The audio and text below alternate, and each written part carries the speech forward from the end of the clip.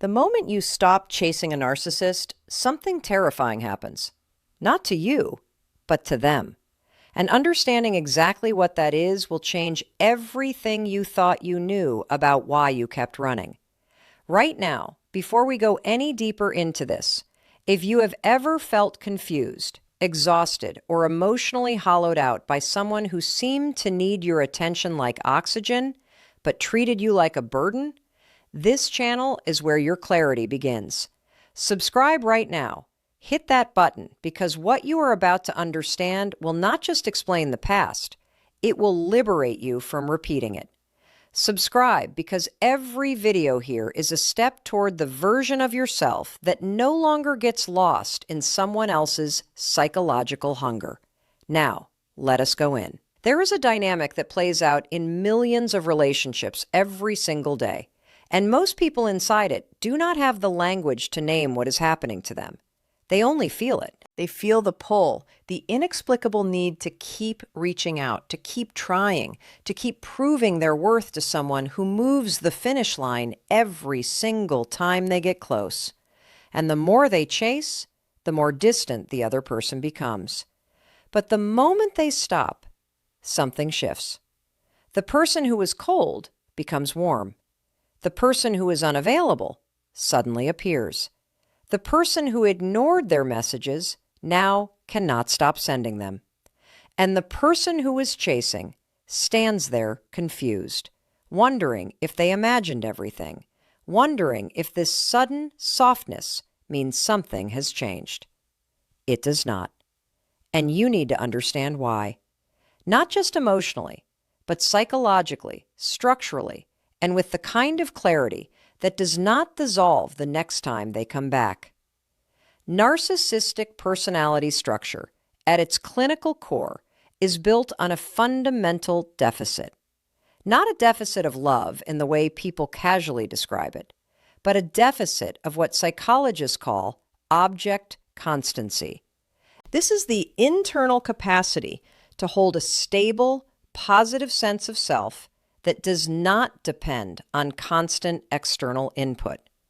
A person with a healthy psychological structure can sit alone, receive no praise, no admiration, and still feel fundamentally intact. Their sense of self does not require constant feeding. But for someone with narcissistic personality organization, this internal stability does not function the same way. Their sense of self is not self-sustaining. It is other-sustained. It requires a continuous, emotionally engaged human being who reflects back to them their perceived significance, power, or superiority. This is what psychologists call narcissistic supply, and it is not a metaphor. It functions in the brain with a dependency that mirrors the neurological structure of addiction. When you chase a narcissist, when you reach out first, when you explain yourself repeatedly, when you try to earn their approval, you are providing that supply. Every attempt you make confirms to them that they matter, that they have power, that they are significant enough to occupy your mental and emotional energy. Every message you send, every concession you make, every moment you circle back after they have pulled away, all of it feeds the system that keeps them feeling whole. And the crucial thing to understand is that they do not always consciously decide to use you this way. For many, it is an unconscious, deeply conditioned survival mechanism. It is the only way their psychological system has learned to regulate itself. They do not chase you because they do not need to. You are already chasing. The supply is already flowing. Now here is where it gets psychologically precise. When you stop chasing, when you go quiet, when you withdraw your energy, when you stop showing up emotionally available on demand, you have not simply created distance, you have cut the supply line. And for a system running on that supply, the withdrawal does not feel like inconvenience. It feels like destabilization. It feels, at the level of their ego structure, like threat. The result is not calm. The result is not indifference. The result is panic, disguised in 100 different ways, expressed through behaviors that will confuse you if you do not know what you are watching. Because narcissistic panic does not always look like panic. Sometimes it looks like sudden warmth. Sometimes it looks like a message that says they have been thinking about you, or they miss the way things were, or they know they have not been perfect. Sometimes it looks like an unexpected act of kindness, a gesture designed to re-engage your emotions and bring you back into proximity. Sometimes it looks like provocation, a remark calculated to make you angry, an action designed to force you to respond, because even your anger is contact. Even your fury is a form of supply. Even your hurt and outrage confirms that you still care enough to feel something. Any response is better than no response to a system that is running on fumes. This is why going completely silent is experienced by a narcissist not as your healing, but as an emergency. Because your silence does not just remove attention, it removes their sense of control. And control is not incidental to narcissistic personality structure. Control is central to it. The need to control the emotional reality of those around them is not a side effect of narcissism. It is the mechanism. When a narcissist controls your behavior, when they can predict that you will reach out, that you will apologize even when you have done nothing wrong, that you will come back, they maintain what psychologists call the illusion of dominance. Your predictable pursuit confirms their central operating belief that they are exceptional enough and powerful enough to make someone work for them. Your chasing is not just supply, it is evidence. When you stop, you do not just remove the supply, you challenge the evidence. You force a confrontation with a narrative their entire ego structure is built upon. You make the implicit suddenly explicit. And what it says is this: you are not worth chasing. That sentence, even communicated only through your silence, lands in the narcissistic psyche with the force of an existential crisis. Because if they are not worth chasing, if you can walk away and stay walked away, then everything the ego has been constructed to believe becomes unstable. This is what psychologists call narcissistic injury. And narcissistic injury is not ordinary hurt feelings.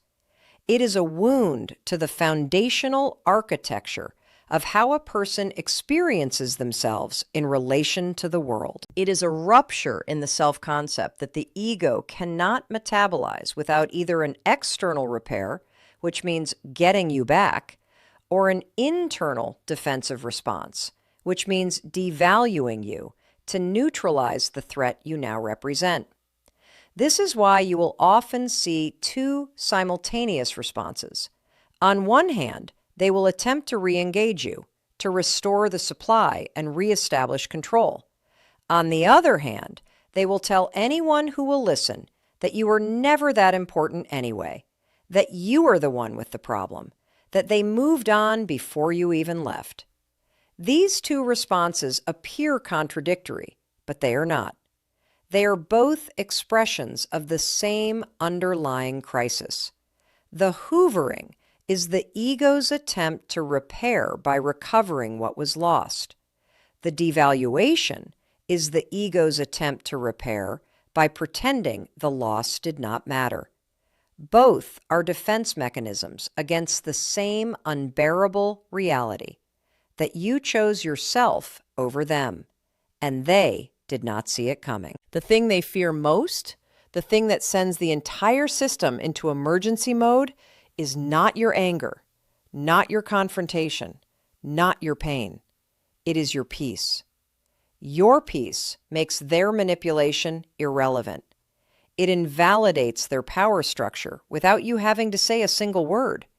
It is a silent declaration that you have reclaimed sovereignty over your own emotional reality, and there is nothing in the narcissistic toolkit designed to handle that. Now, you may be wondering why it took so long to understand. Why did you chase in the first place? The answer is not weakness. It is not naivety. The answer is trauma bonding. And it is one of the most powerful and least understood psychological phenomena in human relationships. Trauma bonding does not form because someone is terrible to you all the time. If they were terrible all the time, you would leave easily. Trauma bonding forms because of alternating cycles of reward and withdrawal. Because of the unpredictable oscillation between warmth and coldness, between moments when they made you feel extraordinary and moments when they made you feel invisible. This intermittent reinforcement, the same psychological principle that makes gambling addictive, creates a neurological bond not based on consistent love or safety, but on the desperate pursuit of those moments of warmth, those hits of connection, those glimpses of the person you believed them to be. If you are watching this right now, something in you already knows this. Something already recognizes the pattern, already feels the dissonance between what was promised and what was delivered, already suspects that the confusion you carry is not your fault. It is a symptom of a system designed to keep you confused. And if you are just beginning to see this clearly, subscribe right now because this understanding needs to be reinforced and deepened continuously. The healing of a trauma bond is not a single moment of realization. It is a process of sustained clarity. And that is exactly what this channel is built to provide. Subscribe now and come back every time you need to remember what you are beginning to understand in this moment. Because the moment you stop chasing, the trauma bond begins to lose its grip.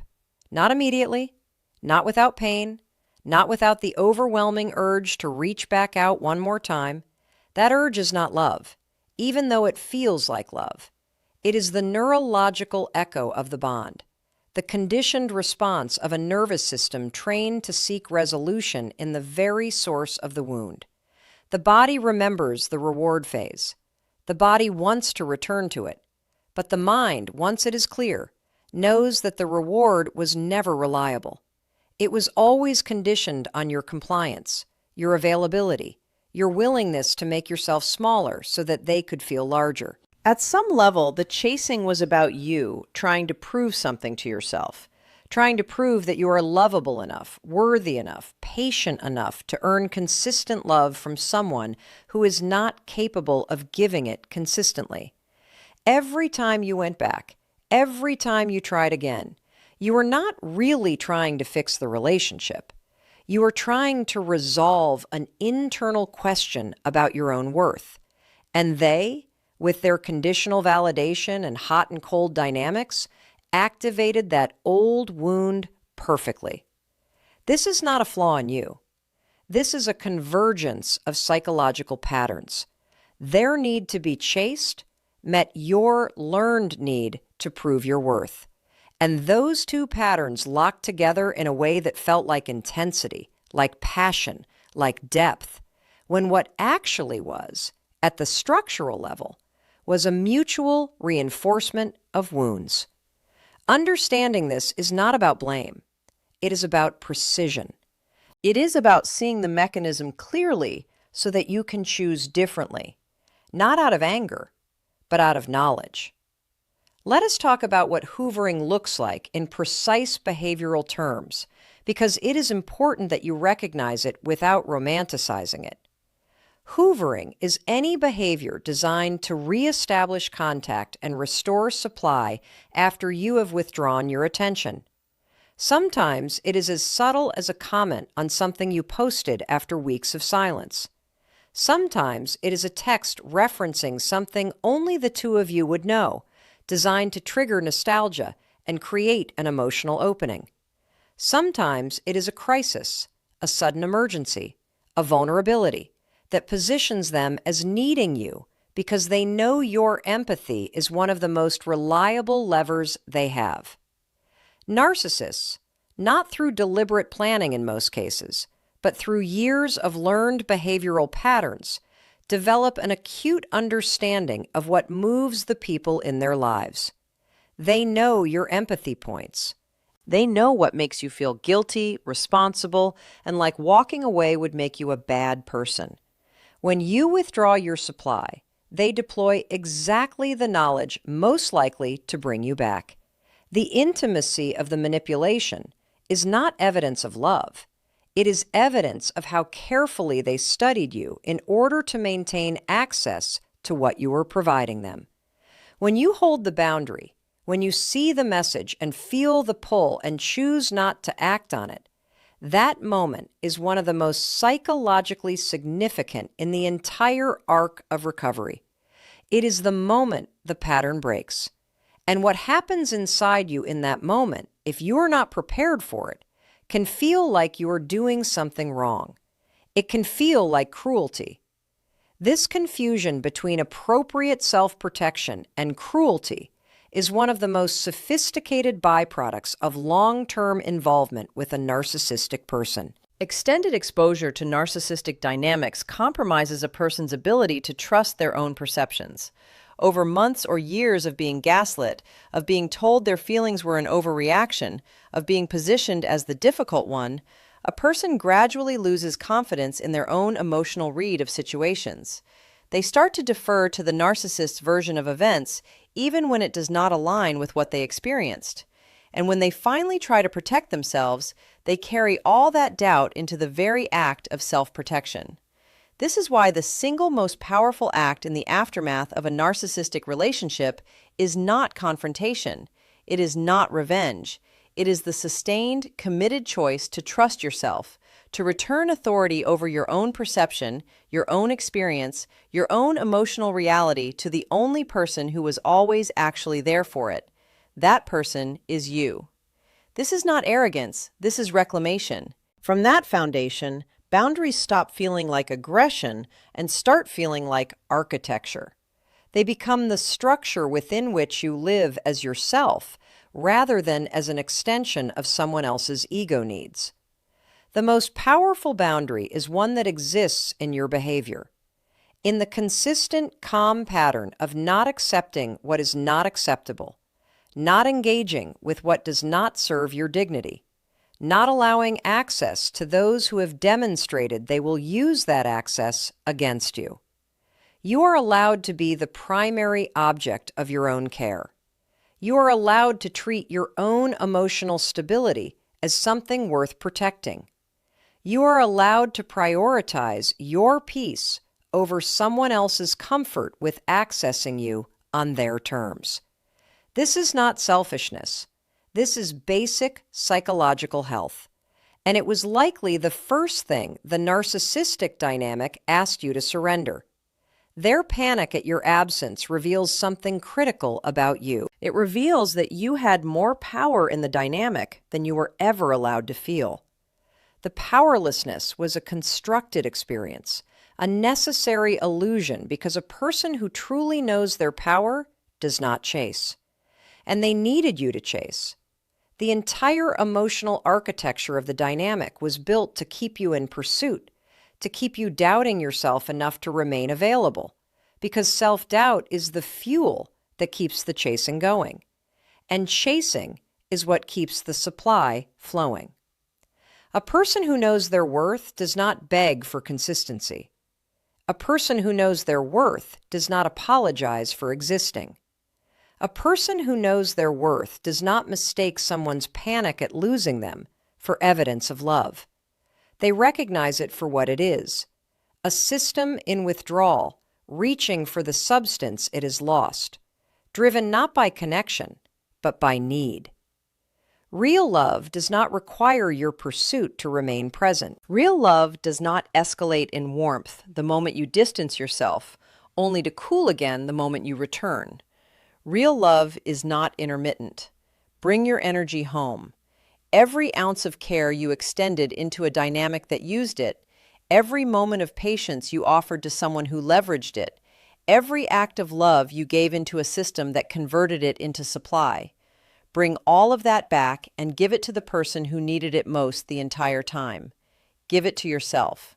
The narcissist panics when you stop chasing, because your pursuit was the proof they needed that they mattered.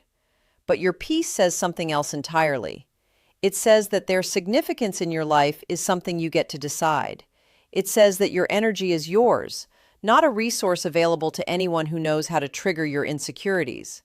It says that the relationship between your worth and someone else's attention has been permanently and irreversibly severed. Hold on to this, because the next time the hoovering begins, the next time the sudden warmth appears after extended silence, you will remember that what is happening is not new love. It is not a changed person. It is a system trying to restore itself. And you will feel the pull.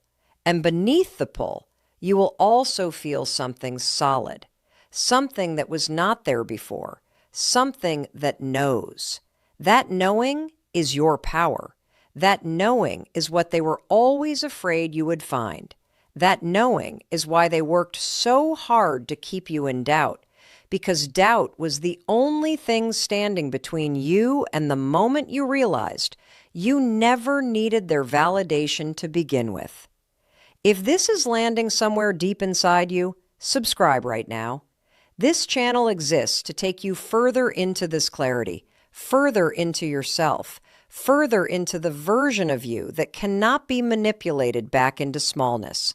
Subscribe because you deserve a continuous, unrelenting reminder of exactly who you are. You are never the one without power in this dynamic. You are always the one with the supply they could not produce themselves. And the day you stopped giving it, the day the silence began, was not the day you lost. That silence you are sitting in right now, do not mistake it for emptiness. It is the sound of your life becoming yours again.